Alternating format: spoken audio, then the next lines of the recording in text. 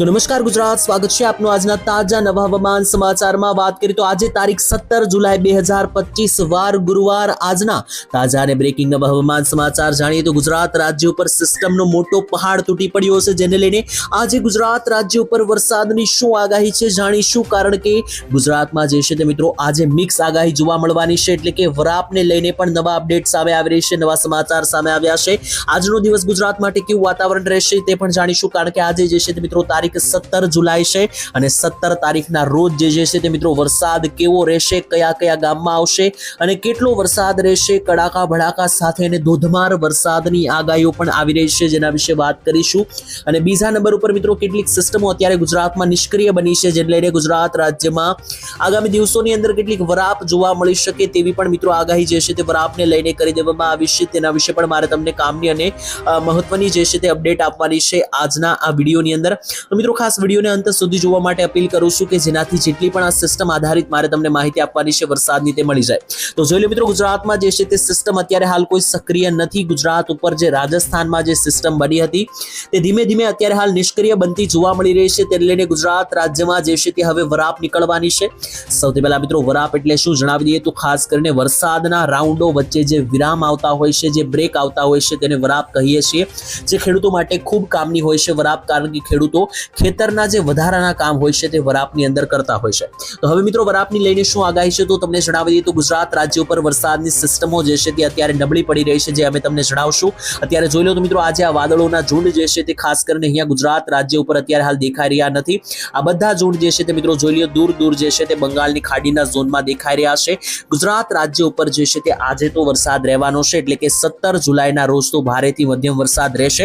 પરંતુ વરાપને લઈને એક નવી અપડેટ છે કે 18 જુલાઈથી લઈને 22 જુલાઈ સુધી ગુજરાત રાજ્યમાં કોઈ મોટી સિસ્ટમ જે છે તે બનવાની નથી, જેને કારણે ગુજરાત રાજ્યની અંદર જે છે તે વરાપ નીકળશે તેવી માહિતી આવી રહી છે તારીખ 18 થી લઈને 22 જુલાઈની વચ્ચે. ત્યારબાદ મિત્રો ફરીવાર શું થશે તેને લઈને હવામાન નિષ્ણાત અંબાલાલે પણ માહિતી આપી હતી. ખાસ કરીને ગઈકાલના રોજ અંબાલાલે જણાવ્યું હતું કે 18 થી લઈને 22 તારીખ વચ્ચે ગુજરાત રાજ્યમાં વરસાદ જે છે તે ધીમો પડી શકે અથવા બંધ થઈ શકે, અને ત્યાર પછી જે છે તે 25 થી 30 તારીખ એટલે આ મહિનાના છેલ્લા 3 થી 5 દિવસ ગુજરાત ઉપર કાળ સમાન વરસાદ પડશે, અતિ ભારે સિસ્ટમ સક્રિય થશે.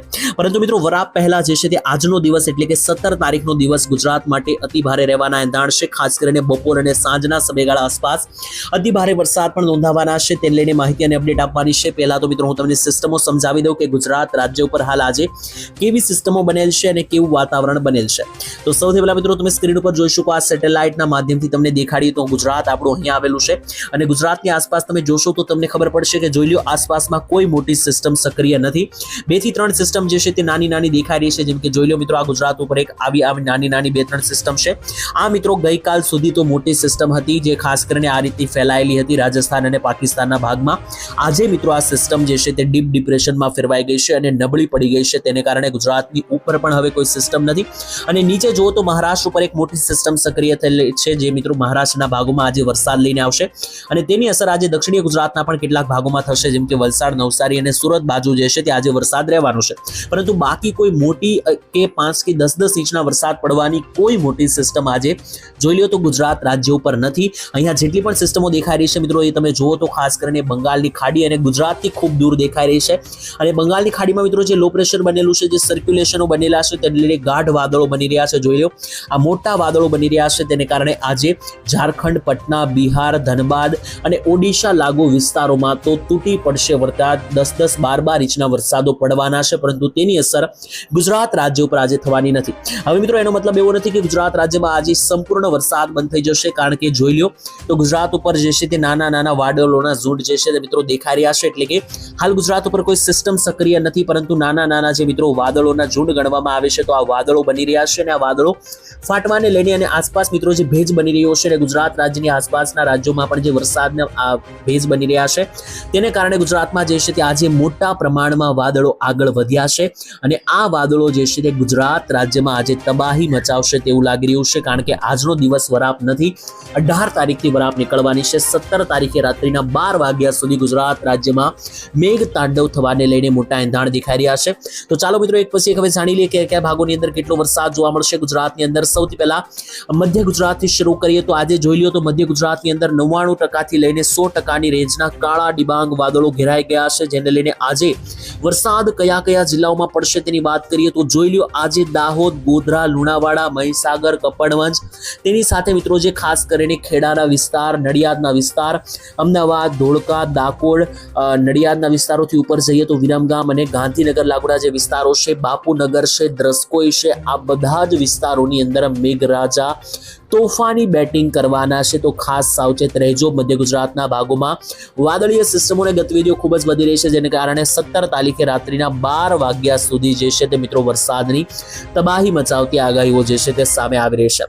ત્યાંથી આગળ ઉત્તરીય ગુજરાતના પંથકો વિશે જોઈ લઈએ તો ઉત્તર ગુજરાતમાં પણ આજે ભારેથી અતિ ભારે વરસાદના સંકેતો, કારણ કે જે મહારાષ્ટ્રની ઉપરની જે સિસ્ટમ છે તે દક્ષિણ ભારતને અસર કરશે, દક્ષિણ ગુજરાતને અસર કરશે અને રાજસ્થાન ઉપરથી જે મોટી સિસ્ટમ આજે પસાર થઈ રહી છે, નબળી પડી રહી છે, તેને કારણે આજે ઉત્તરીય ગુજરાતના 5 જિલ્લાની અંદર મહેસાણા, બનાસકાંઠા, સાબરકાંઠા અને અરવલ્લીમાં વરસાદ છોતરા કાઢશે. જેમાં એકો એક તાલુકાઓ વિશે પણ વાત કરી લે તો જોઈ લો મહેસાણા, વડનગર, સિદ્ધપુરથી લઈને પાટણ, ચાણસમા, હારીજ, રાધનપુરના વિસ્તાર, સાંતલપુરના વિસ્તારથી લઈને ઉપર આગળ વધીએ તો દિયોદર, થરાદના વિસ્તારથી લઈને મિત્રો ભાતસરના વિસ્તારો જોઈ લો મિત્રો, ડીસા પંથક, પાલનપુર, તેની સાથે સાથે મિત્રો અહીંયા થરાદના વિસ્તાર છે, ધાનેરા પંથક છે અને ત્યાંથી આગળ વધીએ તો જોઈ લો આ બાજુ જે આબુ અંબાજી પંથક છે અને નીચે આવ્યું તો ખેડબ્રહ્મા પંથક અને ત્યાંથી પણ મિત્રો નીચે જોઈ લો તો આજે ઈડરના વિસ્તારોથી લઈને હિંમતનગર, પ્રાંતિજ, મોડાસા, મુલિયાસાથી લઈને જે મિત્રો અરવલ્લી, પંચમહાલનો જે આ ઉપરનો પટ્ટો છે અને બનાસકાંઠાનો પટ્ટો છે, આ બધા જ વિસ્તારોની અંદર ઉત્તરીય ગુજરાતના ભાગોમાં પણ આજે જે છે તે મેઘરાજા તબાહી મચાવશે તેવું લાગી રહ્યું છે અને આગામી 12 કલાક અતિ ભારે રહેશે.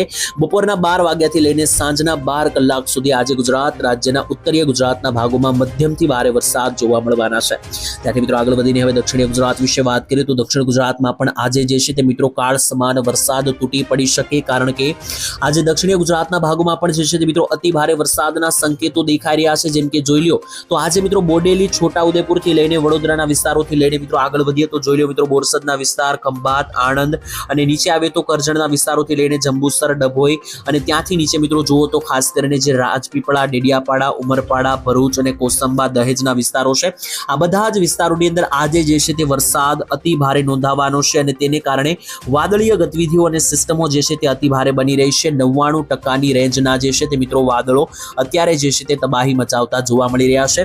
ત્યાંથી નીચેના પણ વિસ્તારો જોઈ લો તો ખાસ કરીને આજે સુરત, બારડોલી, વ્યારાથી લઈને નીચે બિલીમોરા, નવસારી, વલસાડ, આહવા, ડાંગ અને સાપુતારા સહિતના પંથકોની અંદર કાળા ડિબાંગ વાદળોનો ઘેરાવો એટલી હદે વધી રહ્યો છે કે જે મિત્રો આગામી કલાકોની અંદર અતિ ભારે વરસાદીય સિસ્ટમોમાં પરિણમશે તો ગુજરાતના દક્ષિણીય છેડાને અતિ ભારે નુકસાન કરશે. અને બીજા નંબર ઉપર દક્ષિણીય ગુજરાતની અંદર એક મોટી સિસ્ટમ જે છે તે આગળ વધી રહી છે, દેખાડી દઈએ તો જોઈ લો સ્ક્રીન ઉપર તમને દેખાડીએ મિત્રો. આ મિત્રો જે મહારાષ્ટ્રની અંદર આ જે મિત્રો સિસ્ટમ બનેલી છે તે દક્ષિણ ગુજરાતના ઝોનમાં સુરત, નવસારી અને બારડોલી સુધી, વલસાડ અને નવસારી, સુરત સુધી મિત્રો લંબાઈ રહી છે, જેની અસરો આજે દક્ષિણ ગુજરાતમાં જોવા મળી જવાની છે. ત્યાંથી મિત્રો હવે આપણે આગળ વધીએ, ખાસ કરીને સૌરાષ્ટ્રની માહિતી મેળવીએ કે સૌરાષ્ટ્રના કયા કયા ભાગમાં આજે વરસાદની ગેરંટી રહેવાની છે, વરસાદની આગાહી રહેવાની છે. તો સૌરાષ્ટ્રમાં પણ મિત્રો આજે તમે જોઈ લો તો ખાસ કરીને ભાવનગર જિલ્લાની વાત કરી લઈએ. સૌથી પહેલા તો ભાવનગરની અંદર આજે ઘોઘા બંદરેથી લઈને ઉપર મિત્રો જઈએ તો મોટા ભાગના વિસ્તારો જેમ કે ખાંડશાલિયાથી લઈને સિનોર, વલભીપુરથી લઈને પાલીતાણા, ત્યાંથી નીચે ગારિયાધાર, બુધેલ, ભાવનગર, મહુવા, અલંગ, આ બધા જ વિસ્તારોમાં મધ્યમથી ભારે વરસાદના વાદળો દેખાઈ રહ્યા છે. બોટાદ જિલ્લામાં પણ જોઈ લઈએ તો કાળ સમાન વાદળો જે છે તે ઘેરાવો બનાવી રહ્યા છે, જેને લઈને બરવાળા, ધંધુકા, રાણપુર, ગઢડા, માંડવી અને ત્યાંથી મિત્રો ખાસ કરીને સાળંગપુર અને બાણગઢના વિસ્તારો.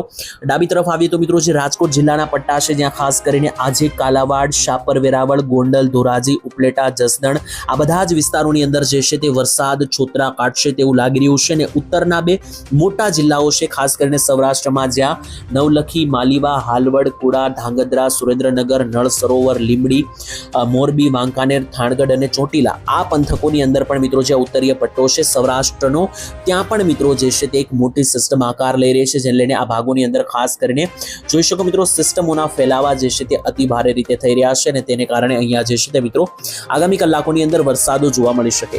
દરિયાકાંઠે મિત્રો જોઈ લો દરિયાકાંઠાની અંદર પણ આજે જામનગર લાગુના વિસ્તારોની અંદર અને દ્વારકાની અંદર પણ જોઈ લો તો લાલપુર, જામનગર, જામવંથાળી, ધરોલ, સાવડી, વાંકાનેર, ખંભાળિયાથી લઈને ભાટિયા, શિશલી, દ્વારકા, જામદેવડિયા, નીચે આવીએ તો દરિયાકાંઠે મિત્રો છેક પોરબંદરથી લઈને શિશલી, કુતિયાણા અને માંગરોળ સુધીના ભાગ સુધી દરિયાકાંઠે ભારેથી અતિ ભારે વરસાદ તોળાતો દેખાઈ રહ્યો છે. કરશે। અમરેલી જિલ્લામાં વાત કરીએ તો અમરેલીમાં માત્ર ને માત્ર બાબરા, કુંકાવાવ, દેવરાજિયા, લુંઘાણીયાની અંદર મધ્યમથી ભારે વરસાદની આગાહી રહેશે।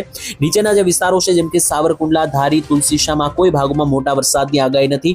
સમગ્ર જૂનાગઢ જિલ્લાની અંદર અને ગીર સોમનાથમાં પણ આજે કોઈ મોટી સિસ્ટમ બનેલ નથી, જેને કારણે કોઈ મોટા વરસાદની આગાહી રહેશે નહીં।